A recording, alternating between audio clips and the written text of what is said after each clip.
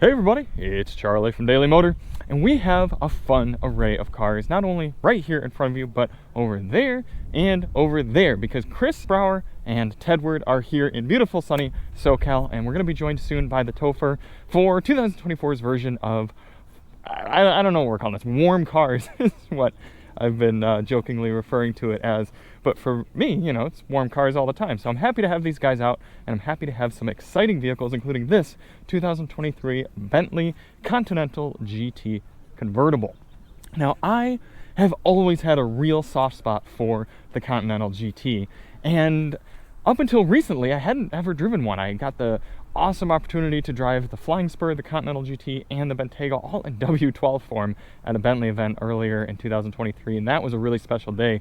But this has been a special time as well because I'm actually getting to spend quality time with this car that, despite being an older design and kind of a stalwart in the luxury coupe world, has always just sparked class and character and an interesting blend of excitement and luxury that not many other vehicles carry. There's something to be said for maintaining a nameplate and a style so that it actually builds upon itself. It builds a reputation. I mean, obviously the Huracan is cool. Obviously the Aston Martin DBX is brand new, so that's cool in its own right. But this is cool because of its recognizability and its presence. And on top of all that, I am a huge sucker for a convertible, so I am so happy to be spending this day, which, even though a little bit chillier, we are taking advantage of the sunshine and enjoying ourselves. For those of you who don't know, this is a twin turbocharged 4-liter V8 motor, making 542 and 568 pound-feet of torque. But to the Continental GT owner, I imagine those numbers don't matter precisely. What matters is how they all come together for a cohesive experience. And if there's any word so far that I would have to use to describe the Continental GT, it's cohesive.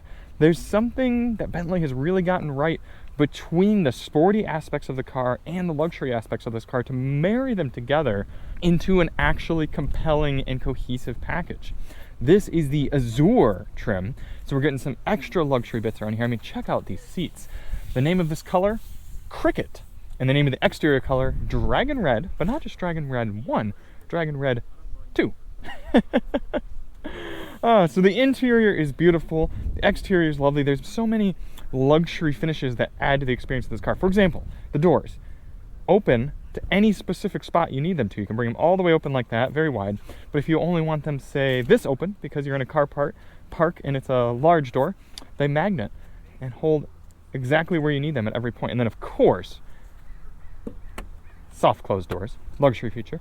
You can see the Bentley logos in the wheels rotate separate of the wheel, and they're weighted so that they always fall down like that. Very important, very nice.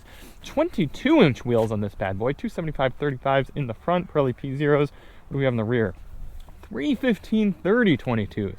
So some big meaty boys, and as we're going to see here in the moment, as we head out into the hills, they are worth it. You really use the rubber with this car. Press the Bentley badge, and of course you're getting a trunk with some things that seem to have been rattling around a little bit back here. Ooh, look at that. That is a battery. I don't know how you get the trunk open then. I don't know how much driving we'll do with the top up versus the top down. I'll probably have to put the top up for some of the higher speed filming, but let's take a quick look at that 4-liter twin turbocharged motor. There it is, very covered up in bits, but a lot of gumption under there. And okay, so it's just kind of a radiator up there. Very nice, very nice. But again, it's being in the car that's just as valuable as being outside and around the car. It's a nice experience wherever you are. Check out the back seat. I actually haven't tried the back seats yet. Okay, getting a little bit of tightness there, but if I had to be back here, or if I were a child, I could be. That's the most important part of these smaller cars, or these convertibles, is just the ability to be back here. Also, I'm seeing some speaker action back here. This sound system might very well be an S-tier sound system. This is really, really fantastic, and we are going to have a dedicated sound system review, so check the link below for that. I have really enjoyed jamming out both with the top up and the top down. We had the Bentley Bentayga last year, and it was cool, but it didn't quite have the wow factor that this Bentley Continental GT has had. I've really, really enjoyed my time so far with this car. Down to little bits like the big hefty metal bits are on the car, and everything chromed up, the little leather on the shifter. Every button you press has a nice satisfying click and sound to it. It feels like you're in a car that justifies this price point. And it's sad to say, but that isn't always the case for performance luxury cars these days.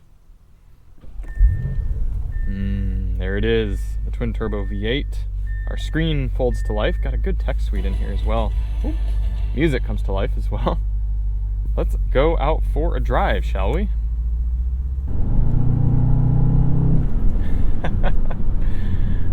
There's something about this 4-liter motor that is admittedly shared between some of the makes and models throughout this general company that provides us this Bentley powertrain. But it does have just such a character to it, and that's what always surprises me. It's like I could get into 5 of these 4-liter twin-turbo cars in a row, and every time I'm like, oh yeah, this motor is so much fun, and it's gutsy, and it just really is. But when you've got the top up and you're just cruising along, this car is so, I don't want to say muted, but well insulated, that you kind of forget that you're going as quick as you are. And despite being heavy, it really is direct. It really does make you feel like you could dance with the car a little bit in just such a strange way. And I really am happy with how Bentley has been able to fine-tune this platform and chassis over time. And this isn't even the speed model. We're not running with a performance-oriented version of this car, but yet it can still dance. You got the paddle shifters, you got the manual shift mode, and then just the general gruntiness of this engine. It's just fantastic. But yet on the flip side, they didn't go overly sporty either. They didn't make this car harsh in any way, shape, or the form. You would think with these thin tire profile and everything, you'd be going over road imperfections and really have it resonate through the cabin, but that simply isn't the case. It still feels like the right car the whole time.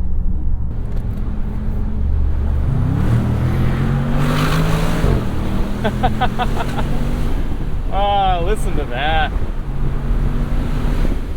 Like I said, it's not the most emotive motor, but oh my gosh, it's amazing how much fun you can have with this car.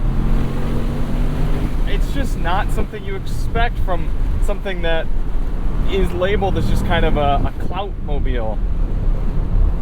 And this is not the high-po version. But it's so perfect just to do whatever you want, whatever sort of driving you want. And the steering doesn't get too heavy. The ride doesn't get too firm. It's just nice.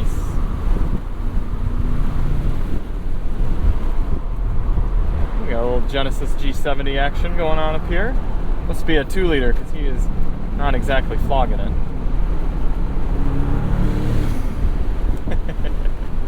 Ooh, he's got the flashy flash middle light and he's from Florida. So my assumption is that he will not be slowing down or pulling over in the next turnout.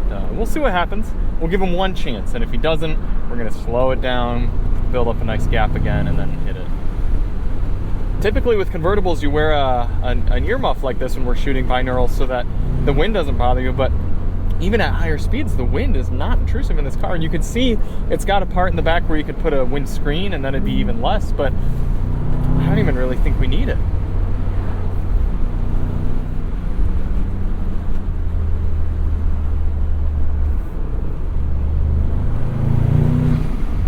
Just the gobs of torque are fantastic.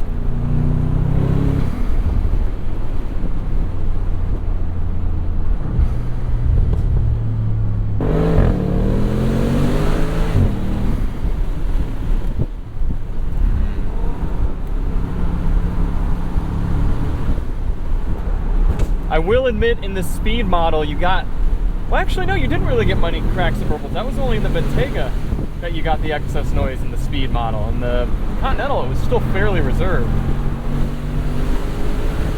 Let's see if Brower can keep up.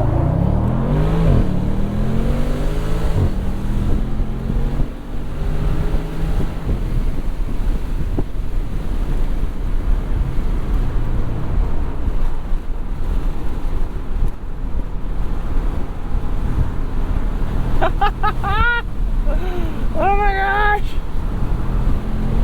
Woo, a little bit of squirreliness there. Oh, hard on the brakes. Back in.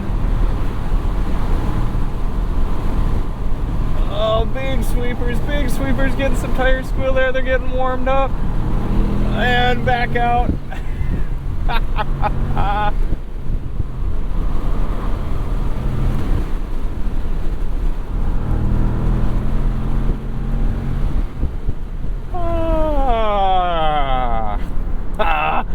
And it's so much better doing it with the top down.